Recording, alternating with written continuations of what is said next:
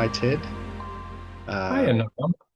Thanks for joining me on this Dialogues with Anam, and Happy to. welcome to any viewers and audience. I'd love to see where this goes. Ted is a very dear friend and teacher and colleague of mine, and I'm excited for this conversation to see where it might lead. It's very open and free, and we'll see where we go. Where Well, should we start? where should we start? How about how there's a lot of teachers and teachings that seem to go straight for the absolute, the highest truth, the deepest, farthest freedom. Where do you stand with that? You seem very available and approachable humanly, personally. A lot of teachers I have noticed seem to mm, sort of stick to their guns. If they're a Buddhist from a certain lineage, they just that's what they are. That's what they represent. They teach that. They stand for that. Um, if they're an Advaitin, they teach self-inquiry and Ramana Maharshi and Papaji and all that, and that's fantastic. Where do you stand as a teacher in your life?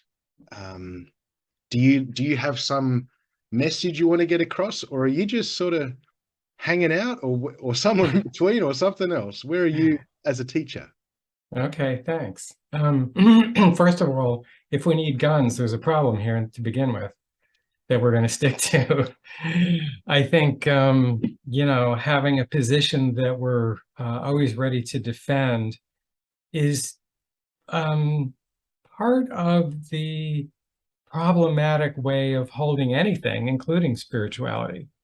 Mm, I think that we're so used to forms of spirituality that take some sort of radical or extreme position, like all there is consciousness, and all you need to do is just awaken to that, and then it's all good. You're enlightened, game over, or something like that. game over. Um, so if I'm taking a stand on some kind of a message that I'm putting out into the world, it's like that's not my message. That is Right. totally not my message. My message is a message of holism and integration, and that anything less than a deeply integrated, holistic awakening, which includes all the domains of our being, consciousness, uniqueness, mind, emotions, body, access to the perspectives that Ken Wilber brought in, which we call subjective, observable, relational, and systemic, and awareness of where we are in the whole gamut of awakening, right? If we have this kind of awareness, we have a very holistic awareness. And that is really different than taking some sort of an absolute position that it's so easy to do because this is exactly how we were conditioned. And in fact, I'm not putting any of that down. It seems to me we naturally get born into the duality worldview, Mm, and that we have to, and that without the duality worldview, we would have, unity would have no meaning, right? absolutely. Yeah. Yeah, we kind of need the contrast in experience. Otherwise, we've got no metrics. We've got no way of plotting a course and going there. We've got no way of even knowing if we've reached anywhere either. There's got to be certainly a contrast, I think. That's right. I love I that. mean, another way to say that is um, awareness of unity requires duality, and that even unity can be only appreciated in the duality of duality and unity. So Yeah. when you get duality, you have a chance of getting unity. And Yeah. then when you get unity, you have, in my way of talking about it, you have a chance of understanding singularity. Because even see, duality is basically saying there's two things. There's like a pair of things of opposites that are going on here. Yes. Yeah. And our brains and our eyes see dualities all the time. Lots of our senses are designed to see things in dualities. Um, unity is suggesting that there's a realization that it's all one thing, that these things are connected. They're not separate, they're connected. And yes to that, that's what we call stage 9 in the iConscious model. Embodied And unity. yet, even this saying that these are two things connected already suggests a subtle duality that remains. Yes. What still are these two things? Right. So this brings us to what we mean by singular, or the singular realization, which I like to call singularity. Carol does not. Anyway, it's just, but that language to me speaks of, well, the way it's traditionally spoken of is non-duality. Yes, yes, Because yes. it's very hard to find words. But, I think singularity gets at it. It's just saying it's only one thing. Yeah. Now, does that deny the reality of what we experience in our life as apparent dualities? I say no, it does not deny that. It simply embraces and includes all that. Beautiful. And that by itself, that embracing, that including, does it deny the humanness, the whole embodied relative world? Well, some traditions would vehemently disagree. Those that speak about creation as Maya. Some of the Buddhist branches of speaking this being of Mara coming to tempt us with endless desires, unquenchable, endless desires, and there being a kind of process out of said conditional reality. And I'm with you on this one. I really don't. I've seen too much and experienced too much, and there's been too much radical inclusion to just make it cut and dry and go illusion reality. It's you're right, it is another form of, like, a subtler, much subtler form of, you could say, duality. And so not all, but there's a lot of that. And I notice there seems to be a bit of a relatively recent, say the last 10, 20 something years, of, on the sort of spiritual scene, of a more inclusive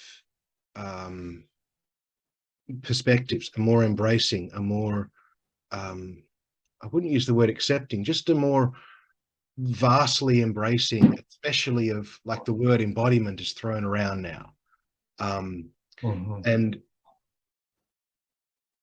I'm with you on that one. I also, I thought it would be interesting to differentiate and get your take on this. For me, being very physically present, say, for example, very present to the moment, to the senses, very grounded in the nervous system, to me is not the same as embodiment. To me, embodiment is a kind of deep inclusivity of the relative world, of relative conditional experience, deeply including it as not separate, but valid in its own right. And I'm aware that when people throw this word embodiment around, it seems to me like some people are meaning a kind of just general acceptance of our humanness. Fantastic. Some people are meaning like a kind of deep, almost like a warrior-like presence of a grounded, almost a fierce presence to the moment. Also fantastic. Some people are meaning like a more including of, we're human and we have feelings. And I think you're, correct me if I'm wrong, I think you're suggesting something more inclusive and even maybe going further than all of that. So how would you define embodiment? Wow, what a great question. First of all, I think that when we're younger in the process and we're in what we call the duality phase, which is the phase during which we tend to see only pieces and parts of the world at a time. Like, we don't have a the capacity to hold a lot of things together all at the same time. So Yes. it's like easier to be aware of another person, but not what I'm feeling while they're talking, or easier to be aware of my body, but not so much what I'm thinking while I've got my attention on my body. Yes. Things like Right. that. Yes. Like Yes. it's Yes. just about the capacity we have to bring it all together and hold it all at the same time. Beautiful. Yes. So when we're in that phase, there's lots of appearances of polarities and dualities, right? Like mind and body, like humanness and consciousness, or human and divine, or good and bad. And I think part of what happens when we cross the line from the dual phase into the unified phase is we start realizing, oh my God, all that stuff that I've been compartmentalizing is really all connected. It's not, I keep trying to put boxes on it, but it doesn't ever Not totally working fit. so well. Everything keeps leaking out of the boxes, everything is quantum. The electrons won't stay in their tiny little orbits the way I'm predicting them. Yes. So suddenly we start seeing both and. We start talking like both and. We start understanding that my reality and your reality are both true, and they're different. It may not make any sense. It also may not make any sense that we are simultaneously being everything and nothing and these bodies. That may not make any sense, just still, but when you get to that point, you start like realizing that it's true, even if it makes no sense. Yeah. So I think embodiment, I think part of what I'm trying to say here is that the awareness of embodiment grows with us as we go through these various stages. When we're in the phase one of the dual phase, people will tend to think of themselves as more embodied, either if they have like one of these Kafic bodies that, are just like have a lot of energy and presence anyway. That's just their part of their natural thing and part of their uniqueness. They might think I'm really embodied because, I ride motorcycles and I get out and climb mountains, or whatever the thing is. Or I'm doing a lot of yoga, or I'm doing a lot of pranayama, or, whatever the thing is. That doesn't mean that their identity is including their body and the whole universe at the same time. It just means they've got a certain amount of awareness in their body. So that's, that could be what somebody in that kind of phase would mean by embodiment. Yes. I love that. You're saying it's sort of, the definition can change to us depending on where we're looking from, depending on our point of view, and someone in a more, not to put it on a negative spin, but in a more earlier dualistic phase of growth, they're going to be seeing it as a certain sort of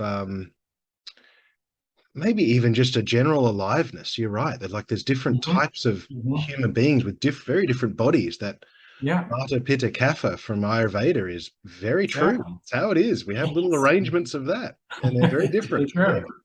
Yeah, cool. And I think this is also going to be true for a lot of other words, like enlightenment in particular will change as you go through different stages of awakening. Consciousness will change as you go through awakening. Embodiment will change. So let me see if I can just go further on embodiment for a moment. Please. Yes.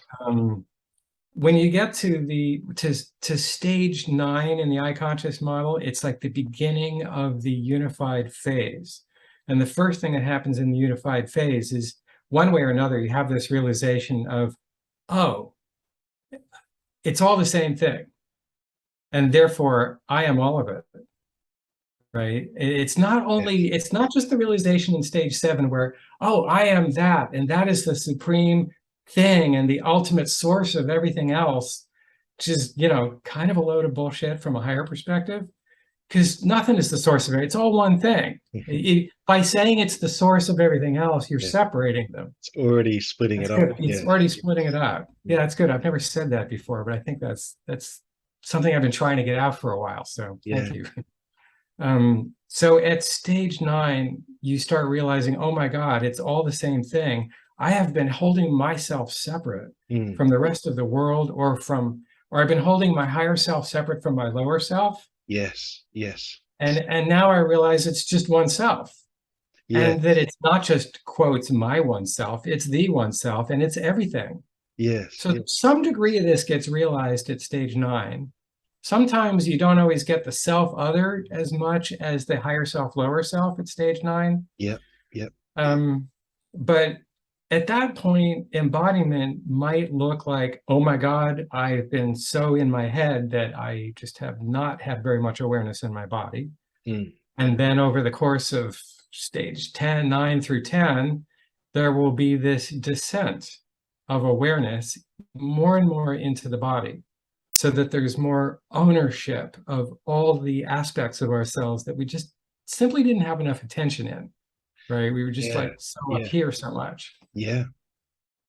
Um, Yeah. I especially that's maybe even more pronounced with people who might have a tendency to say over intellectualize, or not that there's anything particular wrong with that. It's just it does tend to, at least in my experience, profoundly kind of cause a certain, almost like a physical sort of disembodied into just a mental yeah, processing of the world and experience, rather than kind of being in the body, in the heart, in the feelings, in the intuition, to the yes. soles of the feet type thing. It's a very different quality there. And Well, that I brings love that. me, yeah, that brings me to what, one of the reasons why we came up with these 5 particular domains we're focused on in the iConscious model Yes. is because we need to be embodied in all of them, not Beautiful. just one of Beautiful. them. Yes. Right. Yes. Well, yeah, we're saying, yeah, people can have all kinds of awakenings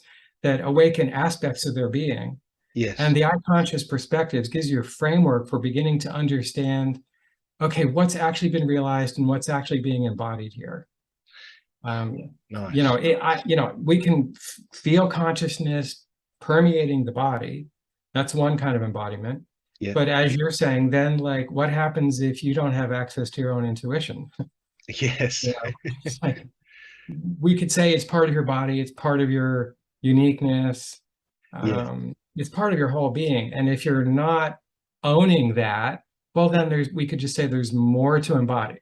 There's another level there to embody. Beautiful. Yeah. Also, there's lots of people who, due to the prevalent conditioning on planet Earth, which is fear of feeling. Absolutely. That's Yeah. Lots of that fear is feeling. Yes. fear of feeling. And because of the fear of feeling, very few people are emotionally embodied. Mm. They don't know how to get in there to their own heart Yeah. or any of their emotions, Yeah. and they don't know why they should why they should even go there, or B, why the heck you would want to stay there. Yes. And Yeah. C, why would you want to bring some kind of awakened consciousness into that kind of quagmire? Yes. Right. Yes. Why Right. not just sort of sit on the lotus leaf in meditation, or even more expediently and more maybe even more powerfully for a lot of people is just the prevalence of psychedelic drugs. There's a whole generation Yes. going partying and festivaling, which I can't really condone, because I've seen some real nightmare horror stories come from that. But Yes. people can take drugs and have experiences, at least temporarily, of connection, more connection, where things are there. Those fear limiters can be a little bit removed, and Yeah. that's great. And I think there's a certain place for that that's quite helpful and powerful if it's done right. But like you're saying, that fear of feeling is, or at least that was for me, what was keeping me from fully landing as a human being. Just speaking very relatively, was some, say, for Me too. example, some early childhood trauma that made me feel like fundamentally it's not safe to be alive.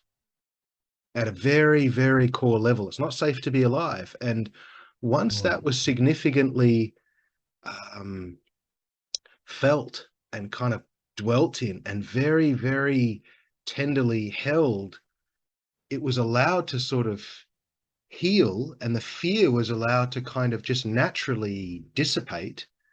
So then there's a full landing, a full embodying without Yes. those layers and layers and buffers of fears. To the Yes. point where, well, yeah, like I'm sure that's a common experience to a lot of us 8 billion humans, is that it is not safe to be here at the deepest level. And until that's addressed, it doesn't matter, I think, how many far out experiences someone can have in meditation or chasing gurus or on drugs of unity, oneness, connection, or just Right. pure witness, uh, um, pure awareness. It's always going to come back to this sort of like an anchor or something, that we're going to get dragged back to these places that are not yet inhabited, not yet fully, like you're saying, included and embraced. And yeah, it's profound stuff. This. Go on though. I felt like you might go a little further with this, how this embodiment ends up looking past stage 9 there. Yeah. Let me just feel back into something you were just talking about. The whole business of kind of holding the absolute as a sacred, entity in its own heaven space. Yeah. It's just part of what has made it so hard for people to actually have sustained real stable awakenings. Even the stable awakening of consciousness Yes. requires the willingness to allow ourselves to feel our body to some degree. I Yes. have personally proven this for myself, Yes. because I Yes. went after consciousness, with everything I had. And, Yeah. us Yeah. type sevens, we've Yeah. got lots of Yes. enthusiasm.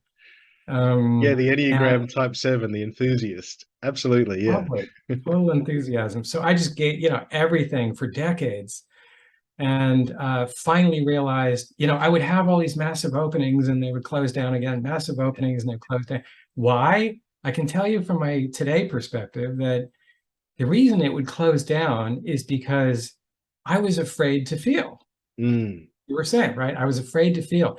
So I was actually afraid to bring my consciousness into the emotions, into Mm. any kind of limit or pain or discomfort. And therefore, I would blink out on consciousness. I couldn't hold both at the same time. Yeah. Like So I was that both afraid and consciousness would be hadn't kicked in obliterated. yet. Yes. Right? One or And the other. Yes. I've since noticed that, one way to say this is, lots of people think they're awake because they've got awakened consciousness. But until you are willing to risk that awakened consciousness by encountering what you feel or what a woman feels, you haven't really allowed consciousness to show how it's actually imperturbable, Right. right? Yes. Yes, Yes. humanly, we will be perturbed. Yes. Absolutely, no matter how awake you are, there's going to Yeah. be some kind of perturbations.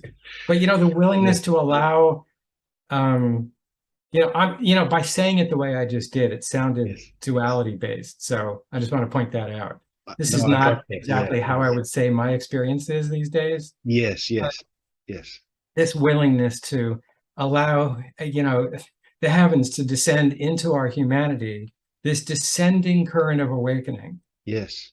is still relatively new on the planet. And even a lot of people who are thinking they're into embodiment, they may not totally get the extent to which it's really about fully coming in Yeah. and fully committing to this life, while at the same time having no disconnection from anybody else or anything else.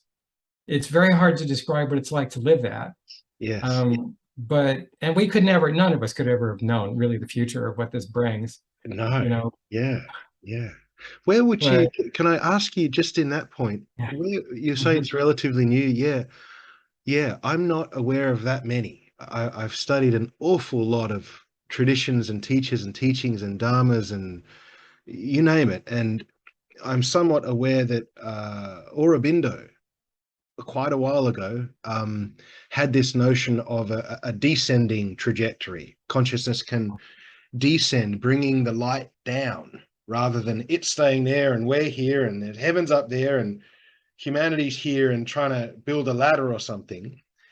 He had this notion of starting to include everything, and that's Aurobindo. I'm also vaguely familiar with some of the tantric paths of having this inclusivity, this sort of weaving together of the different threads of our experience. And like you said, there's something about the almost like making it a sacred object, sort of objectifying that I am as something that's on another level up there somewhere that we have to kind of aim ourselves at and sort of fire ourselves at and even surrender into, but that may not ever include the one, the human, the That's sense of right. being alive as a That's right. human being on this planet, in time, in a body, as a body. It's that's wild. But where would you say that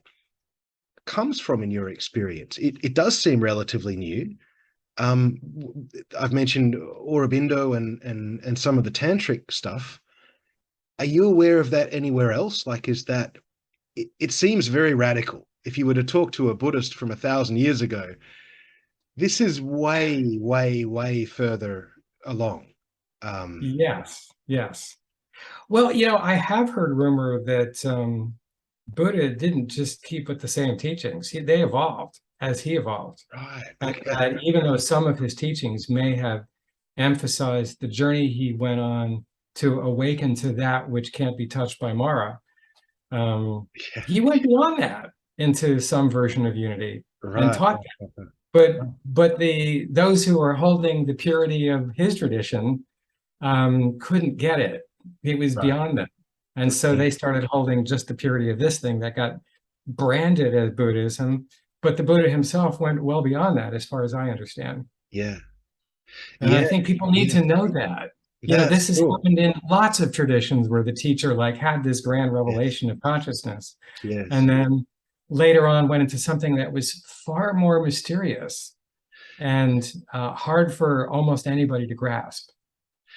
That's, I think that's almost just part and parcel of being alive and continuing to grow and evolve and deepen, or pick your favorite word. But I know that Nisargadatta, the great Advaita teacher, pure Advaita, he said towards the end of his life that there's a very famous book called I Am That.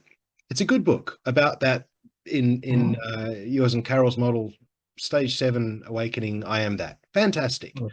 Yeah. But 30 years later, he said, it's almost incomprehensibly deeper and further than that. That was, he almost just dismissed it as some preliminary kind of exclusivist type thing that was good at the time, and that he himself had just gone so much further that he could barely articulate how much further and deeper it goes. He said, that's nothing, keep going, go further.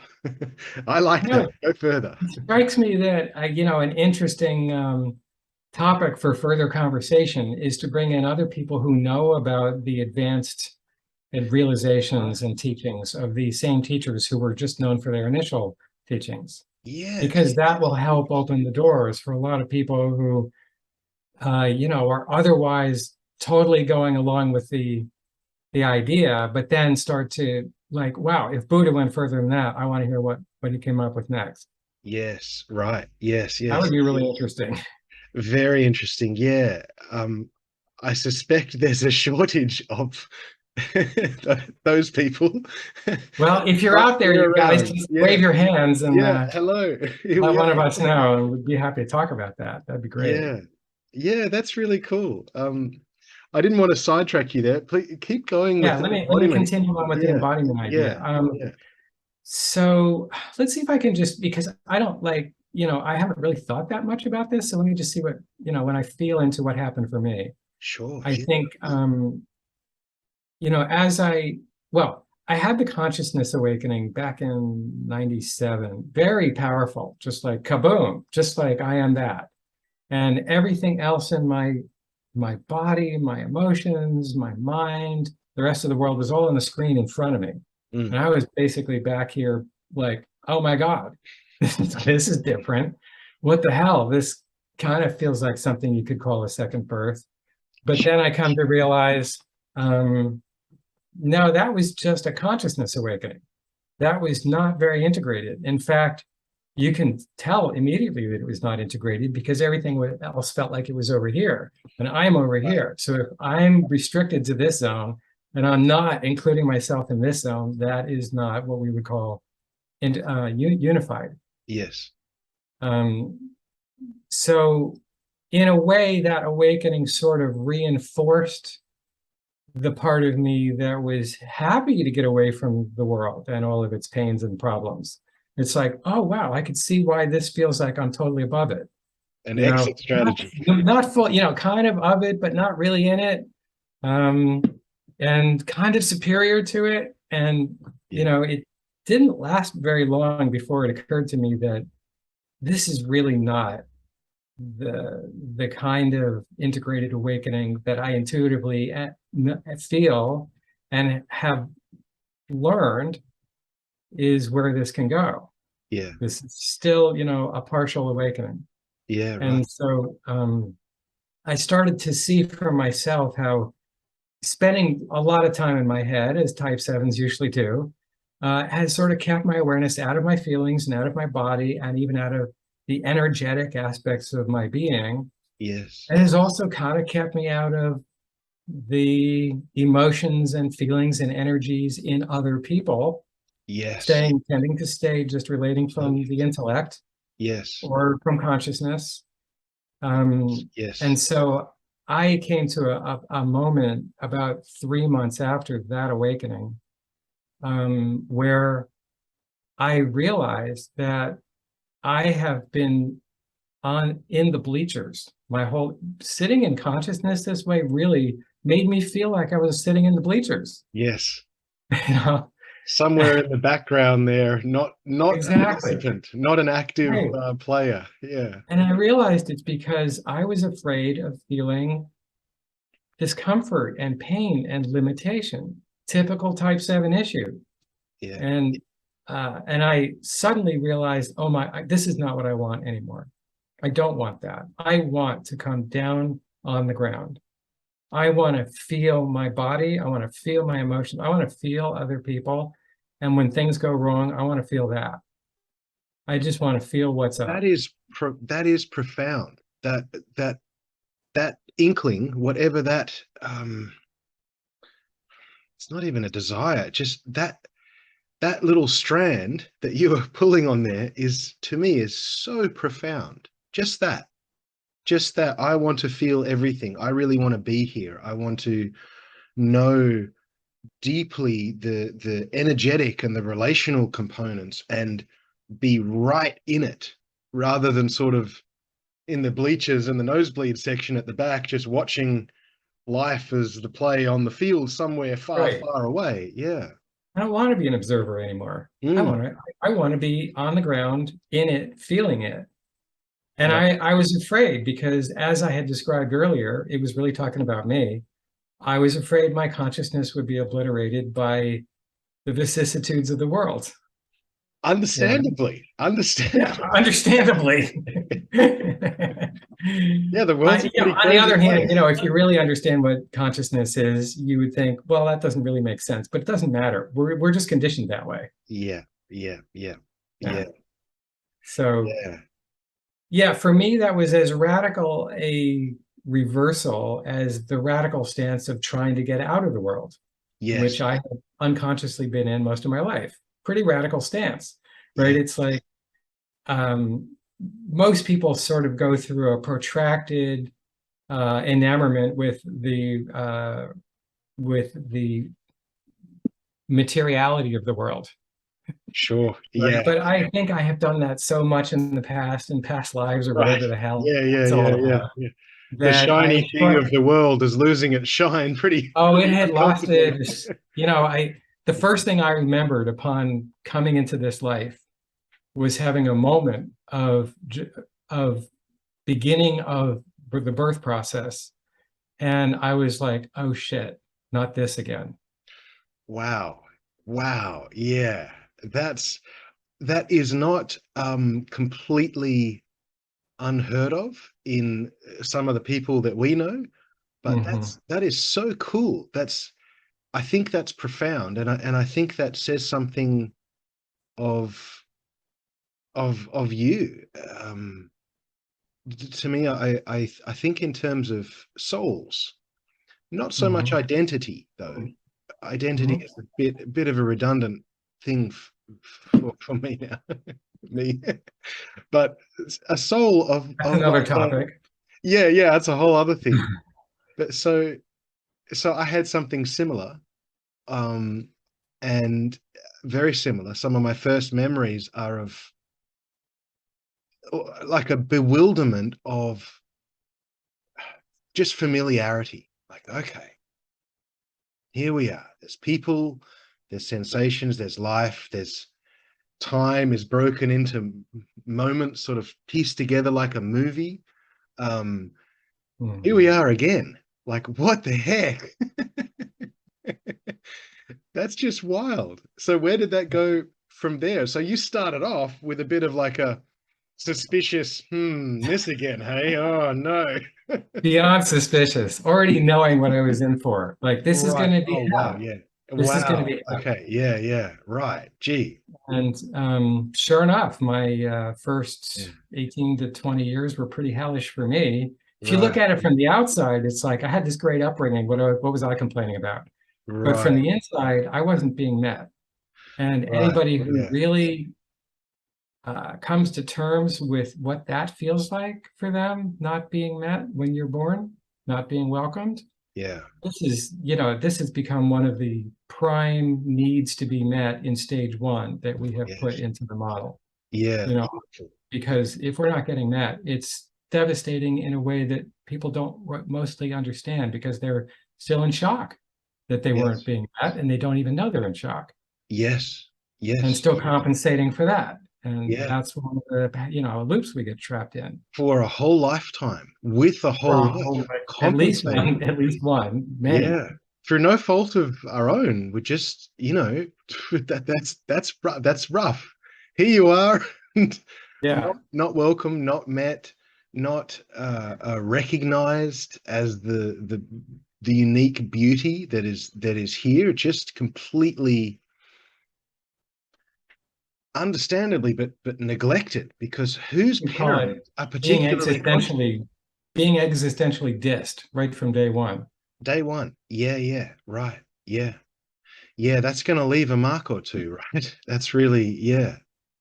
Yeah, I don't Yeah. think we come out of that in one piece. I think we come out of that hugely fragmented and dissociated and traumatized and fundamentally frightened, um, and kind of longing for something that I think a lot of people, we never even get to articulate to ourselves, Mhm. even in the privacy of our own mind and heart.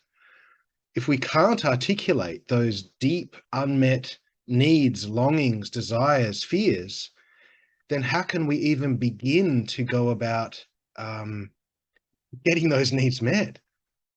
You know? I think some people just sort of get lucky and wander into the orbit of somebody who just welcomes them for who they are. Right. That's what really gets us to fall Yeah. in love, right? Oh my Yeah. God, Yeah. Yeah. this is Oh my God. possible? Yeah. Yeah. Yeah. Yeah. Yeah. And then other people, have to consciously go seeking it for a while before we Yeah. even know what it is we're seeking. And yeah, a lot of what we're seeking isn't just like spiritual awakening. A lot of Yeah. what we're seeking is welcoming on earth Yes. as a human being. Absolutely. Yeah, because I have noticed in my experience, it's hard to be here. And it's hard to be here even on the best day, surrounded by the best people. It is in the best place. It is hard to be here. It's Yeah, just difficult. yeah.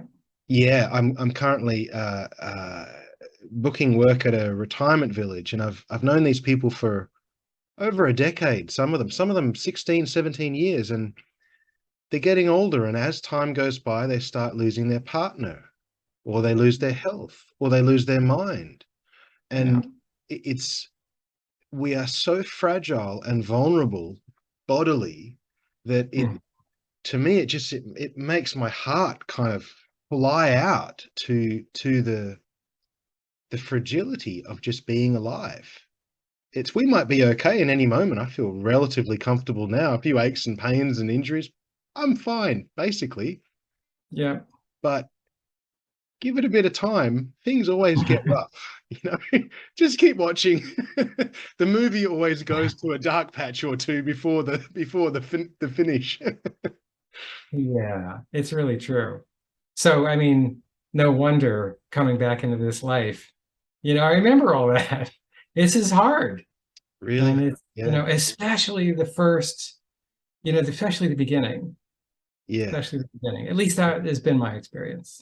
Yeah. So I think that, tying that together, it's just, for me, easy for me to have compassion for my earlier self, that Absolutely. I would Yeah. be, Yeah. wanting to find a superior realm to live in, Yeah.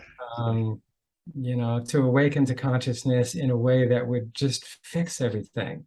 So I Yes. Yeah. wouldn't have to deal with it anymore. Wouldn't that be Oh great? yeah. Oh The yeah. great myth of you become enlightened and that's it. You're off the Yeah. wheel of birth and death. Yeah. Yeah. Wouldn't that Whatever be that sweet? means. Yeah. Yeah, whatever Yeah. that means, off the wheel of birth and death, Yeah. as Yeah. if life and death ever stop. If Yes. you're off the wheel, then you're separating yourself from Yeah. the reality of life and death, Yes, which as never if there's ends. some actual division, as if there's some actual point Exactly. between life, Exactly. death, conscious, unconscious, samsara, nirvana. Right. Right. Where the heck is the dividing lines? I Right. can't Well, find any. right. Well, and that's kind of, one way we encourage people to get to the unity place by examining what they think that boundary is. Beautiful. I'll give people Yes, practices exactly about that. yes, Okay, if you think you're separate from that thing, go spend some time finding the brick wall between yeah, here and there. yeah, right. I did that with a guy and he entered unity consciousness within 2 days. Yeah, wow. Yeah, He was that's ready. He was ready for that. that's But amazing. Yeah, uh, yeah, anyway, that's great. so I have this, consciousness awakening, and then I start realizing, no, embodiment is a thing. I need to come in my body. And so I start leaning into my sensations and I start leaning into my feelings and start kind of being reminded of like why I was avoiding all this stuff because it's Yeah, yeah, not yeah. that easy. Yeah, it's not for no Not reason we have that impulse to go up and out. It's a good exactly reason. right. There is trauma here. There's all kinds of complications and it's dangerous, Yeah, or at least it feels it that way, and that's real. sure. Yeah. So then, I had this moment, as I described, of like, oh my God, I totally want to be here. And it was so powerful, that desire, that I landed right then. As Wow. soon as I recognized the desire, I Wow. just dropped down. Yeah. And it's not, I shouldn't say I landed, because actually what happened was I felt like I fell off a cliff Yeah. and I was kind of waiting to hit bottom. And Right. then after about 3 or 4 days, I'm like, that's not going to happen, is it? This is it. This is it. This falling off the cliff. That's it. That's right. Falling off the cliff was it. And so over the next years, I found myself being drawn down into all of the issues I had been avoiding in relation to my body, in relation to my emotions, in relation to my trauma, in relation to relationships, and in relation to who I am uniquely, the Yes. self I didn't want to realize, the parts of me that I was afraid of and didn't even fully acknowledge were there. Yes. Um, Yes. Yes. All the this, stuff we want to transcend because we come in with this feeling of we're just not good enough. We're just never going to be enough, not safe, not good enough. Yeah.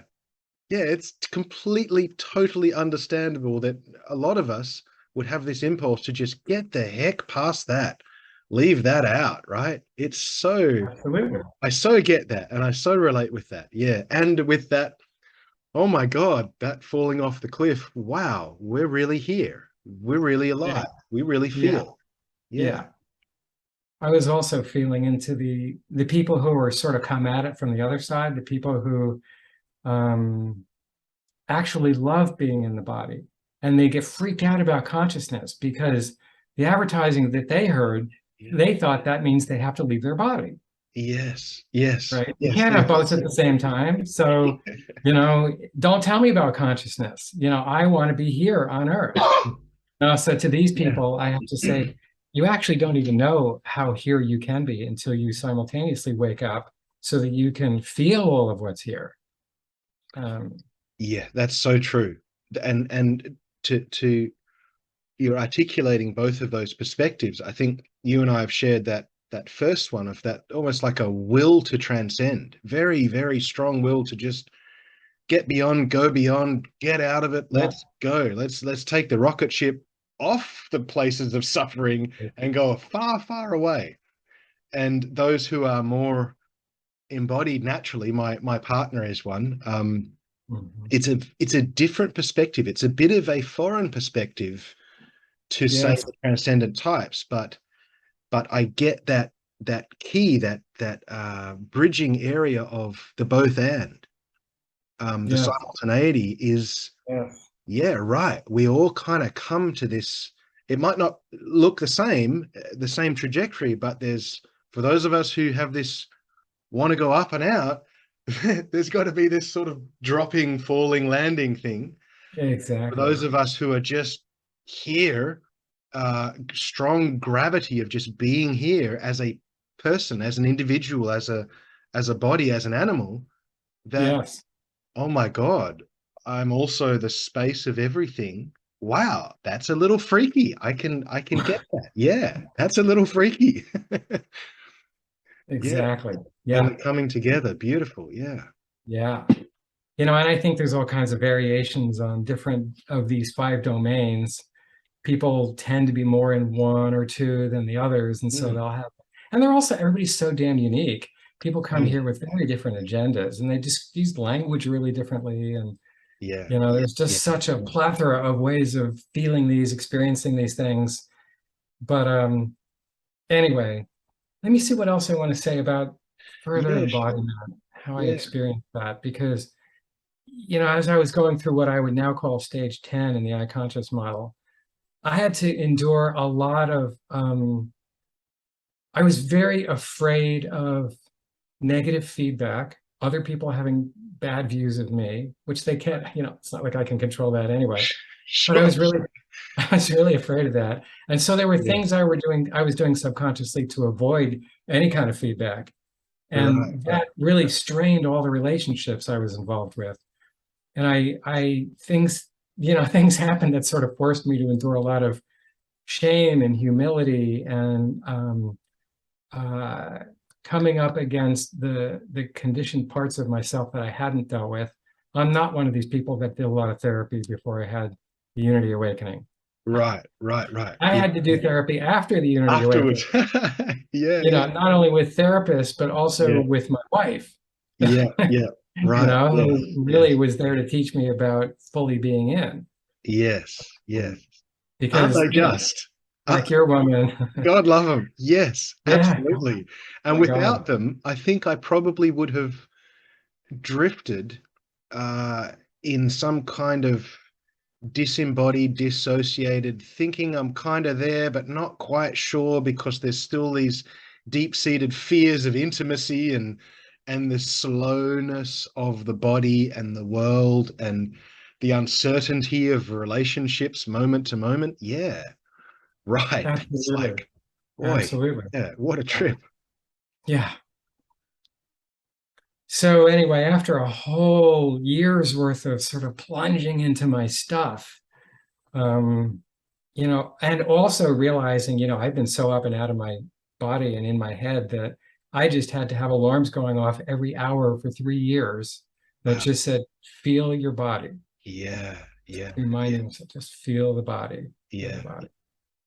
And eventually I found myself just sort of living up the physical energy of life, and the other aspects were, how do I say this? It's like the body domain got turned well up, right. it started matching and balancing all the energy that was going into other domains for me, Yeah, so that uh, I would just follow my body. And I'm a in human design, my spleen is defined. And okay. so for me, just following the splenic impulse Yeah, is really the easy road, the right road according to Yeah. human design, the right Yeah. Yeah. strategy. Yes. And I had already sort of intuited that and practiced a lot of that. Yeah. But over the years of going through all this experience of wanting to come more into my body, I just found myself living from the body, living as the body, Right. being the animal, Right. being okay with being a body and all that bodies do and feel and go through, Yeah. Yeah. and Yeah. more just losing all the inhibitions about being a body and being an Yeah. animal. Yeah. And Beautiful. Yeah. until eventually all of the issues about being a body didn't matter anymore. Yeah. Like I worked through my stuff enough, and I worked through enough of my stuff in relation to my wife, in relation to other people, and I allowed enough of the feedback, and I learned how to be vulnerable. Yeah. What a giant one that is for those of us that does not come My God, like second nature, to learning to be vulnerable. Holy heck, that's that goes a doozy, directly that one. against all of the social programming. Yeah. Yeah. Yeah. Yeah. Yeah. Wow. Yeah. Yeah. So yeah, that's another whole interesting topic to get into. But eventually, I just found myself being replaced by life, is how I was talking about it. All right. Right? I love that. It's I like, love that. I would Replaced by life. Yeah. replace my Yeah. life. Just be out in my Miata with the roof down, Yeah. open, and Yeah. Yeah. driving around the back roads out at the coast, and just like, what else is like? There's no me there. I wasn't thinking that way. I could only articulate it as replaced by life. Yes. Yes. And Yes. that, you Right. could say, is a Yeah. different level of embodiment, because Right. um, yeah, you were talking about the embodiment, including not just this body, but everything Yeah. earlier, right? And so Yeah. this ties that in because um, I already knew I was everything. That was obvious in the middle phase Yes. there. But to be living that without the additional distraction of the false identification with the mind Yeah. created sense of self, the mentally created sense of self. The little monkey in our head at the little typewriter. That Exactly. fella. Exactly. Yeah. Some people refer that as to that as the inner narrator. A lot of Yes. people refer to that as ego. Yes. Um, Right.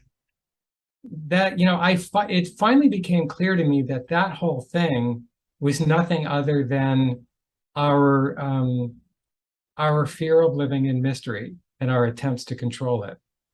Oh, wow. Yeah. Wow. That's yes, because if that fear drops away, if the fear of meeting what is just as it is without any buffer, if that frightened little calculating, strategizing part, that narrative self, Exactly. either temporarily quietens down or just takes a Takes a permanent hike and never comes vacation, back. yeah, then there's nothing left to buffer from what is. So even when you were saying you're driving around Right. replaced by life, rather than I'm driving around putting my attention on the source and I am that driving around, Exactly. right? It's a different quality, it's a different feel. It's a very different awakening. Mm. It's a very different awakening. And I believe you've had the same kind of awakening, right? Seems that way. Yeah, I really language truly fails me. I can sort of approach descriptors of sort of little fragments of a timeline, sort of like what we're discussing with yourself there with the embodiment thing, and then a point comes where it's like the capacity to put attention on any aspect and define it and codify it and dumb it down from infinity to a word or a single experience is it kind of just short circuits itself. So when you talk, I relate with everything you're saying fully, and I Yeah. did not always relate with that. Most of my life was Huh? just stuck, fragmented. A lot of my life seeking, seeking, seeking, seeking, Yeah. chasing the next sort of heightened experience, some exalted state. Can Yes. I keep this yana state? Can I hold on to it? oh no, it's going. Oh, I'm back. Ah, woe is me. All of that, you know. But yeah, that replaced by life is splendid. It's just glorious. That it feels even more innocent and sweeter somehow um than trying to sort of formally define something, like Yes, yes, breaking it yes, down, like codifying yes. the indescribable and just make it definable. Ah, replaced by life. Beautiful. That's so Yeah. beautiful. Yeah. Yeah. I mean, you know, it's part of my tendency to do exactly what you just said, is break it all down, put Yeah. it in a chart and codify it. I mean, I Yeah. am a type 7, Yeah. so I'm Yeah. being true to Yeah. myself. But my Yeah. purpose is to crack the essential mystery of existence through the codification in a way that people who are open to that transmission can receive it. Can receive that. Yeah. Yeah. Yeah. And even people I've met who initially have been a bit off put by, say, for example, maps and models of development, Totally. of psychology, of consciousness, of Yeah. spiritual maps, Yeah. of energetic maps, Yeah. and Yeah. anything. They've been off put by it. But when they encounter, particularly your one, the iConscious one, yours and Carol's one, man, it's just so cool because it's user friendly. It's it's about that individual, that unique person that you're coaching or mentoring or teaching, like them getting their needs met. And I absolutely just love and adore it, and hold it with such respect because I'm familiar with a lot, as you are, so many models that don't take into account the unique human being that's involving themselves in that. They're just like a cookie cutout, like you were saying. Mhm.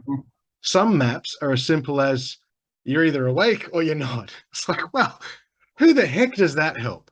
If someone's saying that, if they are in fact awake, and whatever the heck that means to some guy, right? And if Yeah. someone's asleep, how does that actually help someone hearing that? You're awake or you're not? It doesn't. It just, now you have two categories, A and B. Right.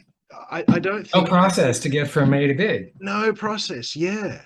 Yeah, Yeah. yeah. And so I like that, breaking it down, because Mhm. specifically in the Mhm. way that you've done that, I can't help but notice that you've been rather effective at that. You've been rather a good, not efficient is the wrong word, a successful helper, guide, facilitator of people actually coming more into the all of who we really are, the all of us, not just some little Yes. region of us.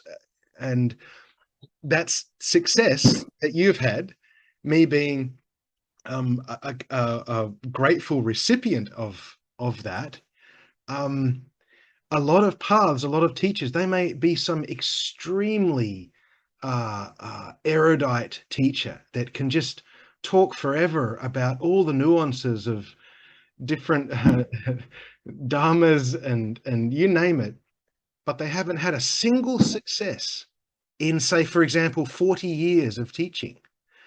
To me, they're not, and this is simplifying it a bit, but they're not taking into account the just unutterable uniqueness of each individual, even unique moment to moment, let alone human to human, just even Yes. over time. We're Yes. not the same Yes. person we were 5 minutes ago, let alone the same as another human being.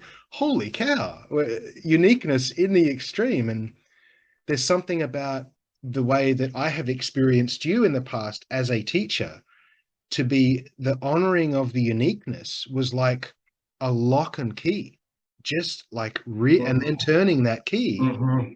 and all the tumblers coming open. Click. Oh, wow. That's different, rather than kind of like trying to bash the lock off, or detonate it, or Oh, melt God. it or something, you know. Does anyone have a key? Great, let's use the key. Seems a little less destructive.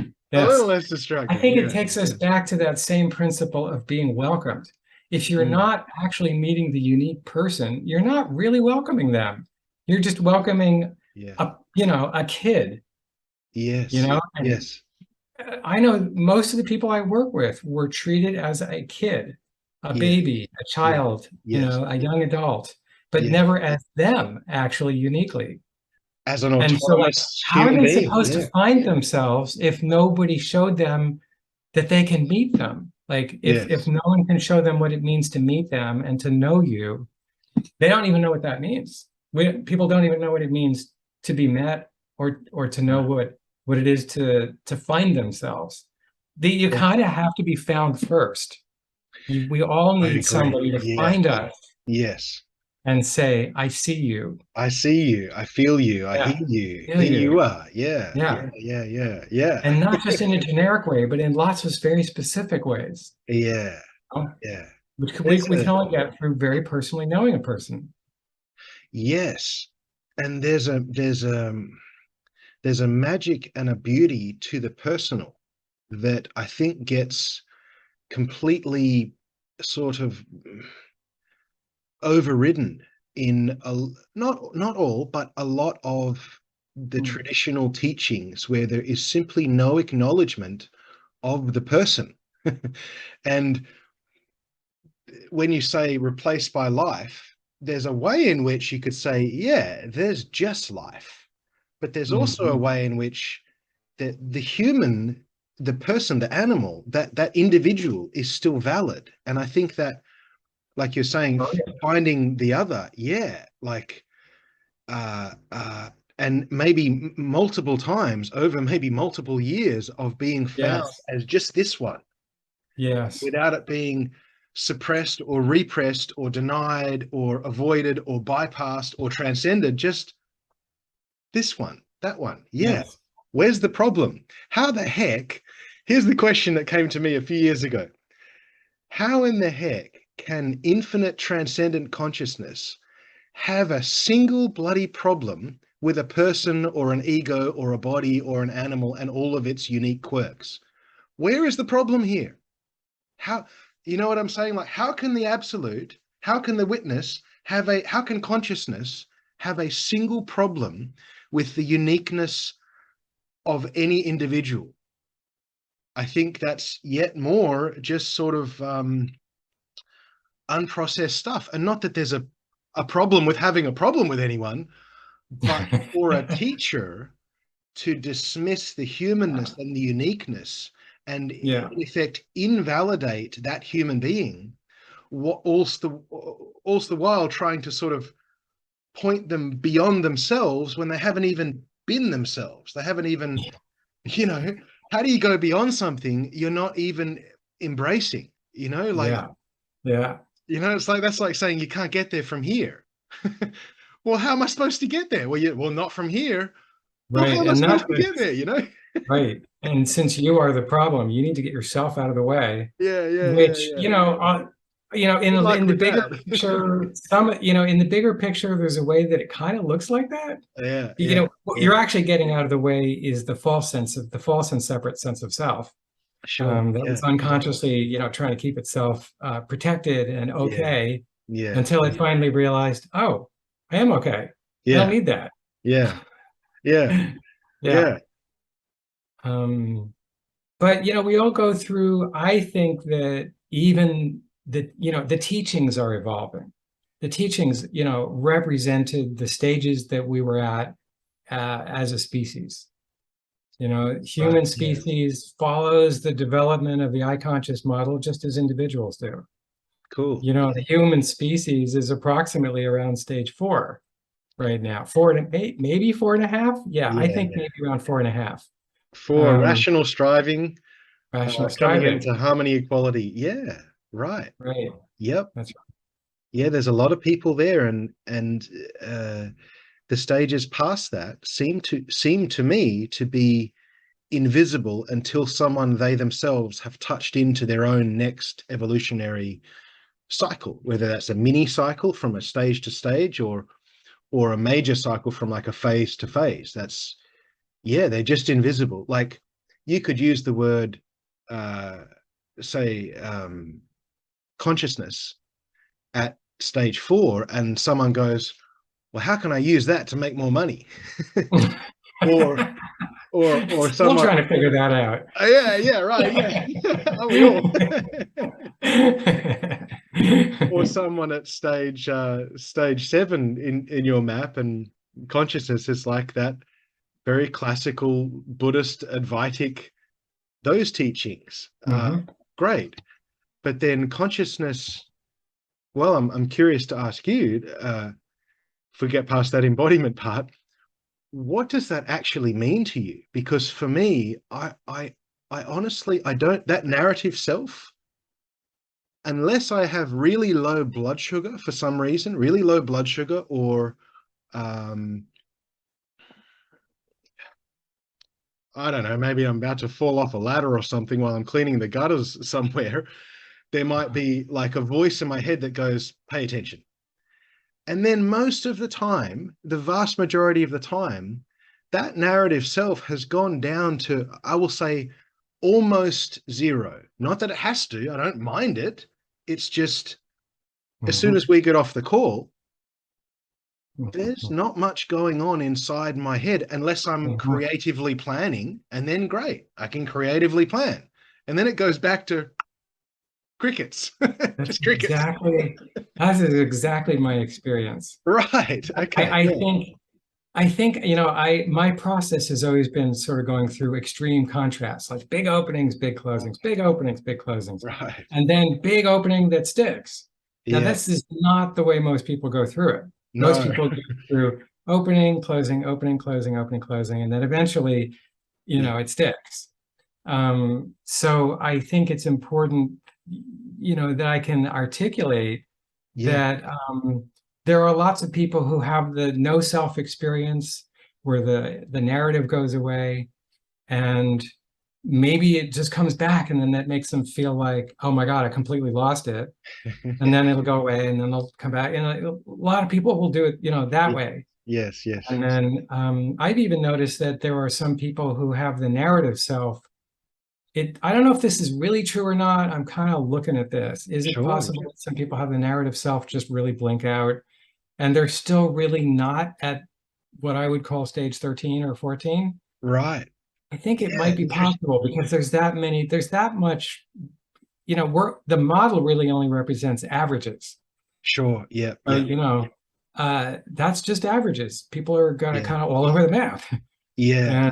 And there's such a variety of uniqueness, even from, like I was saying, from day to day, even brain states. You know, like, for example, I have a form of mild epilepsy, and I learned somewhere along the way that it's a common trait throughout history for mystics to have some form of epilepsy, temporal lobe epilepsy, and it gives them natively no drugs, no gurus, no meditating, just experiences like some of those that we're talking about that are quite profound, quite kind of universal sort of blowout experiences, and they start rambling like some sort of prophetic thing, or a psychotic thing. Or that, yeah, gee. Hopefully not so much of that. Right. But that the uniqueness even in our own brain chemistry can be conducive or not to a whole variety of states. You know, like if someone doesn't have much dopamine, they're not going to want to go out and conquer the world. If someone has a lot of serotonin, makes them feel really nice, then that's going to give them interesting experiences too. So even day to day, minute to minute, let alone the uniqueness of our own physiology and how that plays into states, for example. I don't know exactly. I haven't come to any conclusions, but it is fascinating. So when you're wondering about that, yes, I think there are so many possibilities that it may not be possible to completely articulate a 100% comprehensive map of all possible people for all possible states. I don't know. Maybe it is, maybe it isn't, but I've looked around a lot and I haven't seen it. That's like saying, you know, I can codify the everythingness in one series of code. Yeah, right. Yes. Good luck with that. Yeah, good luck with that. You know, in order to have everything, you have to actually have everything. Yeah. Yes. Maybe this is what it looks like. Exactly. This is what it looks like. Yeah. Everything all happening, you know, apparently at the same time, and also apparently in a sequence of time. And isn't that wild? Yeah, I mentioned that was one of the first things that I noticed this life was, wow, like the sense of time really can be broken down into frames. And those are just strung together with a very, not that I was sophisticated like this as a 5-year-old, but the sense of it came that Mhm. that time is strung together by something that sort of perpetuates itself. And I had no psychological or spiritual vocabulary for this. It was just a sense of, okay, from a certain perspective, time feels very real. There's later. After this, I don't know, the rest of the day. For you, the rest of the evening. Great.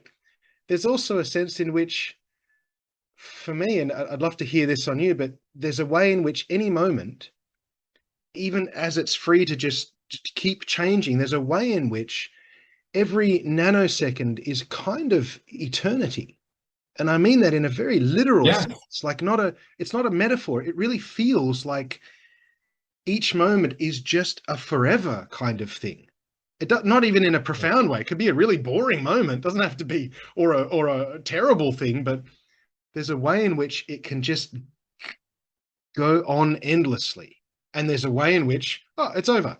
Next, it's over. Next, it's very down to earth, both at the same time. yeah. I mean, I feel like you're speaking directly to the essential crux of humanness. You know, the experience of being human is Yeah, that we have simultaneous access to the one moment at a time, one object at a time, and yeah, simultaneously one moment is infinite and every object is the whole universe. yeah. Right? How do you deal with that? Right. And I think what it is that when we're born, we don't it our capacity to deal with that didn't come online yet. That it just didn't come Yeah, online yet. yes, It's yeah, just like, yeah, sometimes yeah, I think of the analogy of the James Webb Telescope, yeah, slowly unfurling itself yeah, uh, until yeah, it could yeah. finally, be up to its full potential and then start doing science. Oh, I That's love that. how Yeah, people are. We come yeah, out of the womb, we start unfurling ourselves, and the yeah, unfurling goes on for years and years and years. And nobody told us what that was about. And we've been all struggling as human beings to try and figure out what is this what are we unfurling into, yeah, yeah, and what is this universe, yeah, and oh my God, that's me. yeah. Which, oh my goodness, that is, it's, yeah, that could take an eternity to unravel. And it already has. Right. And Yeah. it will keep doing that as far as I can Right. tell. Yeah. It's there's this sense sometimes of like it's like I've already read the back of the book. The old the maths and physics stuff where all the solutions are at the back, and it's like I've already gone through that section, but I'm kind of still in the middle of the book. I'm like, oh gee, not sure how am I going to make this work. But what I've come to is something similar of Mhm. life is just happening, and whatever any moment's experience happens to be, pleasant, unpleasant, good, bad. Obviously, I prefer the pleasant ones. I have a good preference for, Me you too. know, a certain flavor of ice cream and a certain quality of relating. This is a really like a high fidelity interaction. There's a lot of openness. There's a lack of fear. There's a lot of authenticity and transparency. There's a lack of cunning and conniving that's present in a lot of social Mhm. interactions. It's almost normal. Um, Mhm. Not just almost. right, yeah, it's kind of everywhere.